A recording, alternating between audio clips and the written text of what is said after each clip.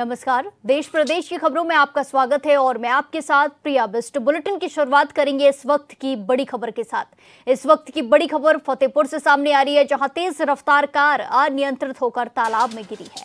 हादसे में 4 लोगों की मौत हुई है, 5 लोग गंभीर रूप से घायल हैं। बड़ी खबर आपको बताई जा रही है, जहां तेज रफ्तार का कहर देखने को मिला। अनियंत्रित कार तालाब में गिरी और इस हादसे में 4 लोगों की मौत हो गई है। 5 लोग गंभीर रूप से घायल हैं, जिन्हें अस्पताल में भर्ती कराया गया है। शादी समारोह से लौट रहे थे सभी मृतक प्रयागराज के रहने वाले हैं। पुलिस ने गाड़ी का रेस्क्यू कर लिया है। इसी के साथ घायलों को अस्पताल भेजा गया है। मृतकों के शवों को भी पोस्टमार्टम के लिए भेजा है। आपको बता दें कि मामले की जांच पड़ताल में पुलिस जुट गई है।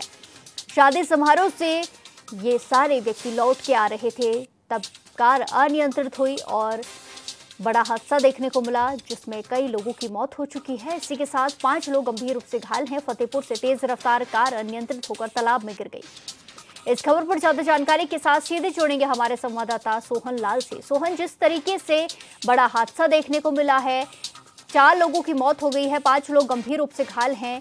अभी जो घायल व्यक्ति हैं उनकी क्या कुछ स्थिति बनी हुई है? हॉस्पिटल में भर्ती कराया गया है, क्या कुछ देखने को मिल रहा है? जी, बता दें कि प्रिया जी जो है कल्याणपुर थाना क्षेत्र के बड़ौली टोल प्लाजा पड़ता है, वहाँ जो है अनियंत्रित कार जो है एक तालाब में जो है खाई में जाके गिरी, जिसमें 4 लोगों की मौके पर मौत हो गई और 5 गंभीर रूप से घायल हैं, जिनका नजदीकी अस्पताल में इलाज चल रहा है। जी फिलहाल जो है हालत गंभीर बनी हुई है। स्थितियां पर नजर रखी है प्रशासन। जी बिल्कुल सोहन, जिस तरीके से कार अनियंत्रित हुई, इसका क्या कुछ कारण देखने को मिल रहा है? कोई टक्कर हुई किसी से या कोई और रीजन, क्या कुछ इसमें कारण देखने को मिल रहा है? क्या कुछ रीजन सामने आया है? सर मैम अभी स्पष्ट नहीं हो पाया है। इसमें जो है ये कोई स्पष्ट नहीं जानकारी मिल पाई है कि ये झपकी के कारण हुई या क्या अनियंत्रित हो गई, कैसे अनियंत्रित हुई, इसकी जांच चल रही है। जी बिल्कुल, धन्यवाद सोहन हमारे साथ तमाम जानकारी साझा करने के लिए।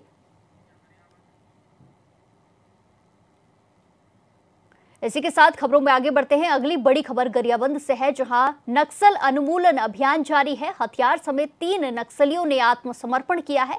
तीनों पर 1-1 लाख का इनाम भी घोषित था, जिन्होंने आत्मसमर्पण किया है। लगातार नक्सली आत्मसमर्पण कर रहे हैं। नक्सलवाद की कमर टूट रही है। जहां गरियाबंद में नक्सल उन्मूलन अभियान जारी है। हथियार समेत 3 नक्सलियों ने आत्मसमर्पण सुरक्षा बलों के सामने किया है। सुरक्षा बलों को बड़ी सफलता हासिल हुई है। तीनों पर, जिन नक्सलियों ने आत्मसमर्पण किया है, उन तीनों पर 1-1 लाख रुपए का इनाम भी घोषित था। बड़ी सफलता मिली है, जहां नक्सलवाद की लगातार कमर टूट रही है। लगातार नक्सलवादी आत्मसमर्पण कर रहे हैं, मुख्य धारा से जुड़ रहे हैं, सुरक्षा बलों के सामने सरेंडर कर रहे हैं। और अब एक बार फिर बड़ी खबर आई है, खुशी की खबर आई है, जहां 3 नक्सलियों ने फिर से आत्मसमर्पण किया है। तीनों पर 1-1 लाख रुपए का इनाम था और इन तीनों ने सुरक्षा बलों के सामने आत्मसमर्पण कर दिया है, हथियार डाल दिए हैं। इसी के साथ कई सारे हथियार भी सुरक्षा बलों ने इनके कब्जे से बरामद किए हैं। गरियाबंद से ये तस्वीरें सामने आई हैं, आप टीवी स्क्रीन पर देख सकते हैं, जहां पुलिस को बड़ी सफलता हासिल हुई है, सुरक्षा बलों को बड़ी सफलता हासिल हुई है, जहां 1-1 लाख के 3 नक्सलियों ने आत्मसमर्पण पुलिस के सामने किया है। मुख्य धारा से जुड़ने के लिए यह आत्मसमर्पण किया है। लगातार नक्सलवाद की कमर टूट रही है। लगातार अभियानों से प्रभावित होकर, रणनीति से प्रभावित होकर लगातार नक्सलवादी आत्मसमर्पण कर रहे हैं और मुख्य धारा से जुड़ने की कोशिश कर रहे हैं। एक बार फिर से ये तस्वीरें आई हैं, सफलता की तस्वीरें आई हैं, जहां एक बार फिर से सुरक्षा बलों के सामने 3 नक्सलियों ने आत्मसमर्पण कर लिया है। आपको बता दें कि इन तीनों पर 1-1 लाख रुपए का इनाम घोषित था। नवा रायपुर में जीएसटी बचत उत्सव की विशेष समीक्षा बैठक हुई, जिसमें वित्त और वाणिज्य कर मंत्री ओपी चौधरी ने राज्य के नागरिकों को जीएसटी की घटी दरों का त्वरित लाभ सुनिश्चित करने के निर्देश दिए।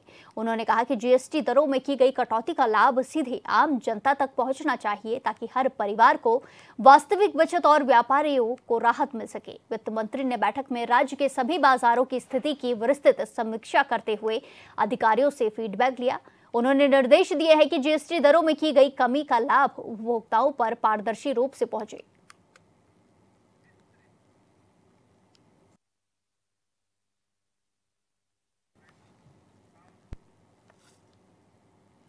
मुख्यमंत्री विष्णुदेव साय ने संत रामकृष्ण दास महात्यागी और रामजनकी दास महात्यागी को श्रद्धांजलि अर्पित की है। उन्होंने दोनों संत महापुरुषों के राष्ट्रीय सम्मान, समाज और आध्यात्म के प्रति योगदान को नमन करते हुए कहा कि उनके त्याग, तप और सेवा से छत्तीसगढ़ की ये भूमि आज भी अलौकिक है।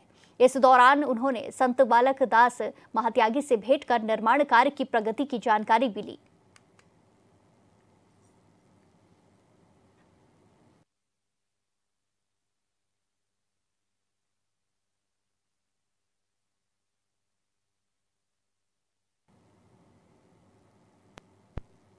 छत्तीसगढ़ की अति नक्सल प्रभावित बीजापुर और अबूझमाड़ क्षेत्र के ग्राम बेलनार में दंतेवाड़ा पुलिस और सीआरपीएफ की 165वीं वाहिनी ने एक नया फॉरवर्ड ऑपरेटिंग बेस स्थापित किया है। ये कदम छत्तीसगढ़ शासन की जन कल्याणकारी योजना नियत निलनार के तहत उठाया गया है, जिसका उद्देश्य इस क्षेत्र के ग्रामीणों को विकास की मुख्य धारा से जोड़ना है और शासकीय योजनाओं का लाभ भी पहुंचाना है। प्रतिकूल मौसम और दुर्गम भौगोलिक परिस्थितियों के बावजूद सुरक्षा बलों ने माओवादियों के कोर जोन में इस कैंप को स्थापित कर एक उपलब्धि हासिल की है।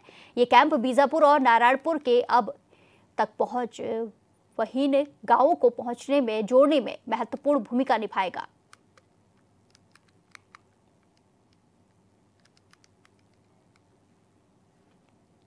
इसी के साथ खबरों में आगे बढ़ते हैं। धनबाद पुलिस ने साइबर अपराध के खिलाफ बड़ी कार्रवाई करते हुए बैंक मोड़ थाना क्षेत्र स्थित द होटल कैसल में छापेमारी की और 9 साइबर अपराधियों को गिरफ्तार किया है। पुलिस ने मौके से 5 लाख से ज्यादा की नकदी, 17 मोबाइल फोन, 23 अलग अलग बैंकों के एटीएम कार्ड समेत कई सारा सामान भी बरामद किया है। आज धनबाद पुलिस को एक बहुत ही बड़ी सफलता मिली है। 9 लोगों को हम लोगों ने गिरफ्तार किया है, जो बहुत ही हाईटेक और साइंटिफिक तरीके से क्राइम करते हैं।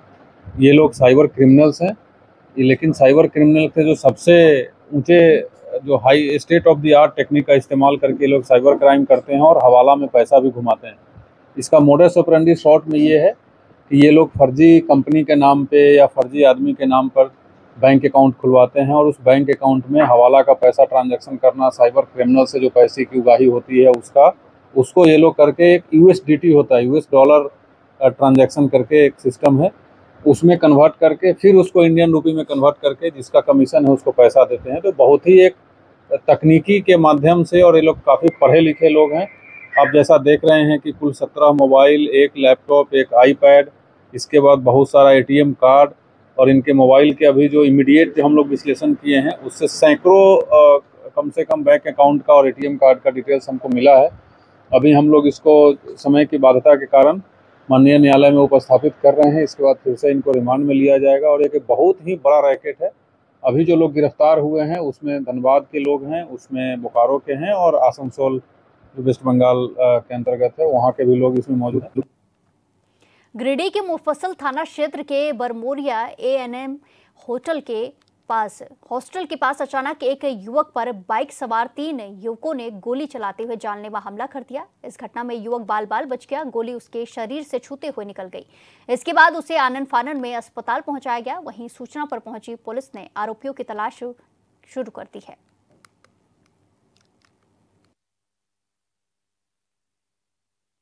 क्या हुआ ऐसे क्या पकड़ा गया?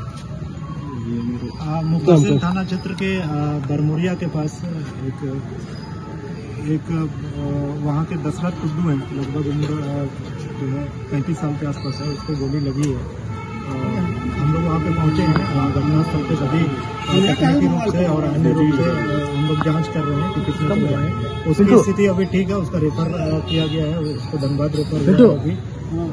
बाकी हम लोग जो अपराध कर्मी भी शामिल होंगे उन पर बिल्कुल हम लोग कार्रवाई कर रहे हैं और अभी से हम लोग लगे हुए हैं पूरी तरह से। अलग अलग टीम लगा दी है छापेमारी के लिए और हम लोग छापेमारी कर रहे हैं। तो प्राथमिक जांच में कुछ मिला है, पता चला कैसे मारा गया गोली से? देखिए, अभी जस्ट घटना हुई है, कुछ देर पहले, आधा घंटा पहले हम लोग घटनास्थल पर पहुंचे हैं। उनसे भी बात हुई है, उन्होंने बताया है कुछ बातें जो कि अनुसंधान का पार्ट है। हर कुछ अभी हम लोग नहीं बोल पाएंगे, लेकिन घटना हुई है, गोली लगी है उनको और हम लोग जाँच कर रहे हैं। एक करीब 7:30 बजे की घटना है। हम गिरिडीह से जा ही रहे थे। हमसे लगभग 15-20 मिनट पहले हमारे गांव के ही कोरबड़ा टोला के हैं निवासी राजा दशरथ टुडू, हमने देखा कि वो गिरे हुए हैं नीचे जमीन पे, और जब उनको पूछा गया कि क्या हुआ तो वो अपने लड़खड़ाते हुए आवाज में बोले कि हमको कोई गोली मारा है। अब वो हमारे जो देखे हम लग रहा खून से लथपथ थे वो, और उसी क्रम में हमने थाना फोन किया है और उसको उठा के हमने सदर लाया है। बाकी जांच हो रही है। हम तो प्रशासन से मांग करेंगे कि जो भी यह घटना हुआ है घोर निंदनीय है, लेकिन जांच कर जो दोषी हैं उन पर कार्रवाई हो।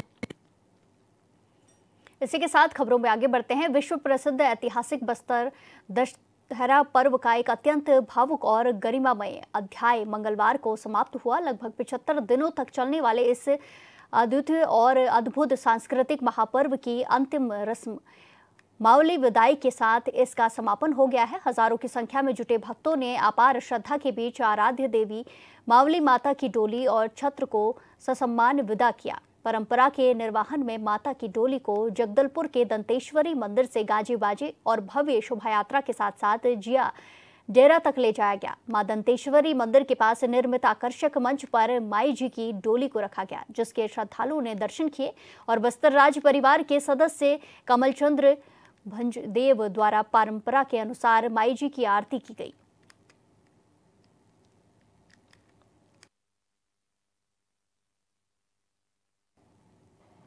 इसी के साथ खबरों में आगे बढ़ते हैं। बलिया में उत्तर प्रदेश सरकार के परिवहन मंत्री दयाशंकर सिंह ने दावा किया है कि बसपा या कोई और कितनी भी रैली और तैयारी कर ले 50 साल तक कोई फर्क नहीं पड़ेगा। उन्होंने दावा किया है कि बिहार में एनडीए का गठबंधन अब तक का सभी रिकॉर्ड तोड़ देगा।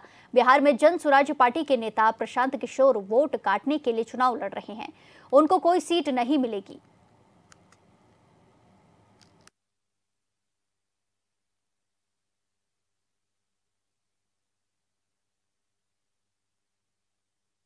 देखिए, चुनाव आता है तो सभी पार्टियां अपनी अपनी शक्ति का प्रदर्शन करते हैं। भाई बहुजन समाज पार्टी भी लंबे समय के बाद बड़ा कार्यक्रम कर रही है और सभी अपने अपने कार्यकर्ताओं को ऊर्जा देने के लिए ऐसे कार्यक्रम आयोजित किए जाते रहे हैं, तो बसपा भी अपना कर रही है। 27 के चुनाव में क्या इसका बड़ा असर होगा? बीएसपी की तैयारी चल रही है। देखिए, कोई भी तैयारी करे, यहाँ फिक्स है। माननीय जोगी जी हैं, जोगी जी ही रहेंगे 50 साल तक। अब कोई और आने वाला नहीं है, क्योंकि मोदी और जोगी इस सदी में एक ही बार पैदा होते हैं, बार बार नहीं होते हैं। इसलिए जनता को पूरा भरोसा है मोदी पर, जोगी पर, तो इसलिए कोई वैकेंसी नहीं है। और चुनाव लड़ने के लिए तो हजारों पार्टियां हैं, सब लड़े, अपने अपने सबके अपने एजेंडे होते हैं, तो इससे कोई फर्क नहीं पड़ता है। सरकार भाजपा कोई बन नहीं।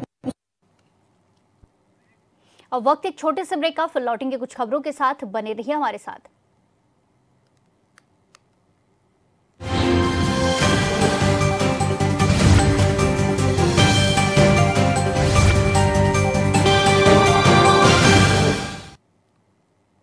ब्रेक के बाद एक बार फिर से आपका स्वागत है। रुक करेंगे खबरों का। कानपुर के नए पुलिस कमिश्नर IPS रघुवीर लाल ने चार्ज ले लिया है। जानकारी के मुताबिक इससे पहले वो ADG सुरक्षा के पद पर थे। साल 2023 में उन्हें विशिष्ट सेवाओं के लिए राष्ट्रपति पुलिस पदक और सराहनीय सेवा के लिए पुलिस पदक से सम्मानित किया गया था। वहीं मीडिया से रूबरू होते हुए उन्होंने कहा कि जो अभियान कमिश्नरेट कानपुर की ओर से चलाए जा रहे हैं वो लगातार चलते रहेंगे। माफिया कोई भी हो उस पर कार्रवाई की जाएगी।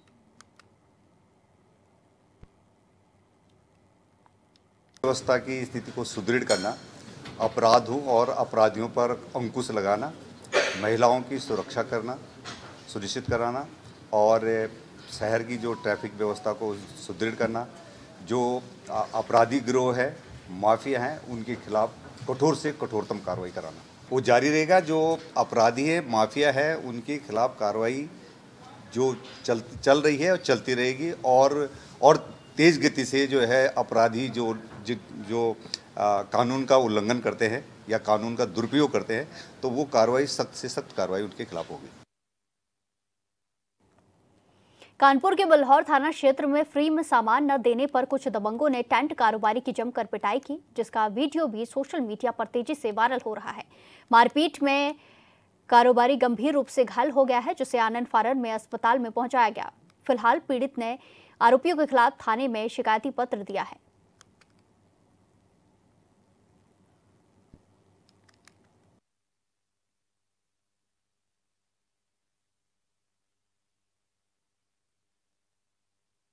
फ्री में सामान मांग रहा था, तो हमने कहा भैया फ्री में नहीं है, तो गाली गुआ करने लगा। गाली गुआ करते करते उसके बाद में जो है डब्बे पे फेंकने लगा और उसके बाद में जो है मारने लगा।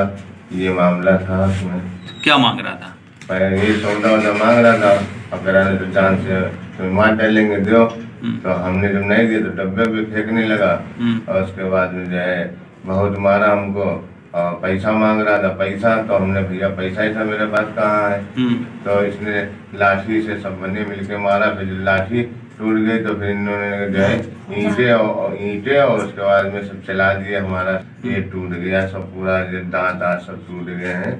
और बहुत कल से हम गए, हमने कल से कानपुर के गोश्त नहीं खाया पिया और ना मेरे हलक से उतरा, मुझे दांत मेरे टूट गए। लोग गद्दे घूमने चलाने लगे, चाचा के मेरे यहाँ माथे में और मुंह पूरा जबड़ा तोड़ डाला, पैर में भी चोट आई, चारों तरफ सब चोट आई और मेरे भी ये लेफ्ट साइड हैंड पे पूरा, ये पीछे पीठ में और ये पूरा बहुत सारी मेरे भी चोट आई, लेकिन बस फटा नहीं, लेकिन अंदर से चोट बहुत ज्यादा है। पुलिस ने क्या कार्रवाई की? पुलिस ने कार्रवाई ये की, अभी तक एप्लीकेशन तो हमने दे दिया है, पर अभी तक जितने अपराधी सब ऐसे खुलेआम घूम रहे हैं। और सुबह से भी मेरे घर पे मान लो जो माँ बहनें सब हैं, हम लोग घर पे कोई है नहीं, हम लोग गए हुए रेफर कर दिया था कानपुर के लिए, यहाँ से सरकारी अस्पताल से। तो वो सुबह से वहाँ पे गाली गलौज, जो मान लो मेरे रिश्तेदार देखने तक आ रहे हैं उनको तक गाली गलौज कर रहे हैं सुबह से बहुत ज्यादा। बहनों मेरे आए थे घर पे, उनको देख के गाली गलौज कर रहे थे और इस तरह से बोल रहे थे, मुन्ना जिसका नाम है वो ये बोल रहा था कि बच्चे को तक काट डालेंगे, कोई बचाने वाला नहीं मिलेगा, ना कोई बचा पाएगा। इस खबर पर ज्यादा जानकारी के साथ सीधे जुड़ेंगे संवाददाता इब्ने हसन जैदी से। इब्ने, जिस तरीके से पूरा मामला सामने आया है, जहां एक टेंट कारोबारी के साथ मारपीट की गई और उसके बाद अभी भी उन्हें धमकियां दी जा रही हैं, ऐसे में पुलिस की क्या कुछ कार्रवाई है? पुलिस ने मुकदमा लिखा है, कोई एक्शन लिया है? देखिए प्रिया, मैं आपको बता दूं, जहाँ एक तरफ पुलिस से जो है सख्त रुख देखने को मिल रहा है, जहाँ पे कोई भी माफिया हो, चाहे कोई भी गुंडा हो, उसके खिलाफ पुलिस सख्त से सख्त कार्रवाई कर रही है। वहीं दूसरी तरफ अगर देखा जाए, दबंगों के हौसले जो है वो पस्त होने का नाम नहीं ले रहे हैं। आए दिन दबंगों की दबंगई के वीडियोस जो है वो सामने आते रहते हैं, उनकी खबरें सामने आती रहती है। ताजा मामला ये बिल्लौर थाना क्षेत्र का है, जहां पर एक फ्री में सामान न देना एक कारोबारी को भारी पड़ गया। उसने जो सामान लेने गया था, उसने दुकानदार को मारा, पीटा, उसका सामान फेंक दिया, उसके गद्दे उठा के फेंक दिए, पथराव किया। इतना सब करने के बावजूद भी अगर बात की जाए तो जिस तरीके से वहाँ पे पुलिस पहुंचती है, पुलिस घायलों को जो है CHC से जो है कानपुर रेफर कर देती है, कानपुर घायल आ जाते हैं और जो घायल है, जो पीड़ित है, वो तहरीर भी देते हैं। लेकिन अगर पीड़ितों की माने तो तहरीर देने के बावजूद अभी तक कोई भी कार्रवाई पुलिस ने नहीं करी है। वहीं अगर हम पुलिस का रुख देखें तो पुलिस का साफ तौर से कहना है तहरीर हमें प्राप्त हो चुकी है और तहरीर के आधार पर हम चिन्हित कर रहे हैं और चिन्हित करके कोई भी इसमें बख्शा नहीं जाएगा। जो भी दोषी पाए जाएंगे उनके खिलाफ सख्त से सख्त कार्रवाई भी की जाएगी। जी बिल्कुल, इन्हें देखना होगा कि कब तक ये कार्रवाई की जाती है, कब तक पुलिस एक्शन लेती है। धन्यवाद हमारे साथ तमाम जानकारी साझा करने के लिए। इसी के साथ खबरों में आगे बढ़ते हैं। शामली में मुठभेड़ के दौरान पुलिस की गोली लगने से 25,000 रुपए का इनामी बदमाश गोली लगने से घायल हो गया। पुलिस ने बदमाश को उपचार के लिए अस्पताल में भर्ती कराया है।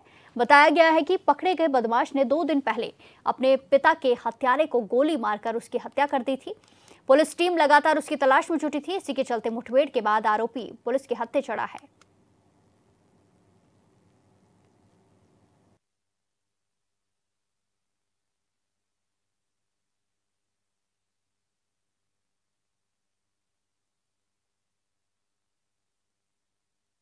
ये 4 अक्टूबर को सायंकाल करीब 5 से 6 के बीच में एक ग्राम मंगरौरा है, वहाँ एक जयवीर सनाफ ब्रिजपाल, इनकी गोली मारी गई थी, जिसपे अस्पताल ले जाया गया, जहाँ उनकी मृत्यु हो गई। इसमें गांव के ही एक लड़के का नाम आया था, जिसका नाम था राहुल उर्फ छोटा सनाफ सत्यवान। ये मंगरौरा का ही है जी। इसके ऊपर आरोप लगा था कि इसने गोली मारी है। इसके विरुद्ध नामजद मुकदमा पंजीकृत किया गया था थाने पर 508/25। तब से टीम इसको गिरफ्तारी के लिए लगी हुई थी, जिस पर पुलिस अधीक्षक महोदय द्वारा 25,000 का इनाम भी घोषित किया गया था। हमारे झिंझाना की पुलिस को ये जानकारी प्राप्त हुई कि आज ये सिंगरा गांव है, जिसके सामने का ये जंगल है, यहाँ जानकारी प्राप्त हुई कि सिंगरा गांव में किसी के यहाँ आने वाला है या किसी काम से आया है, जब इसको इस रोड पे रोकने का प्रयास किया गया, पुलिस द्वारा गाड़ीबंदी की गई, तो इसने पुलिस के ऊपर गोली चलाई। तो पुलिस ने आत्मरक्षा गोली चलाई, इसके पैर में चोट लगी है। इसको उपचार के लिए जिला अस्पताल भेजा गया है। इसकी हालत सामान्य है। इसके कब्जे से एक तमंचा, एक खोखा कारतूस और 2 जिंदा कारतूस बरामद हुए हैं। बेसिकली इसके ऊपर आधा दर्जन से ऊपर मुकदमे पंजीकृत हैं। इसकी जानकारी प्राप्त हो रही है। 4 मुकदमे तो झिंझाना में ही पंजीकृत हैं और 3-4 मुकदमे करनाल में जानकारी प्राप्त हुई है। अभी और इसकी जानकारी प्राप्त हो रही की जा रही है कि कितने और मुकदमे हैं, उसी के हिसाब से वैधानिक कार्रवाई की जाएगी। इस बुलेटिन में फिलहाल के लिए इतना ही। बाकी तमाम खबरों के लिए देखते रहिए HNN 24x7। नमस्कार।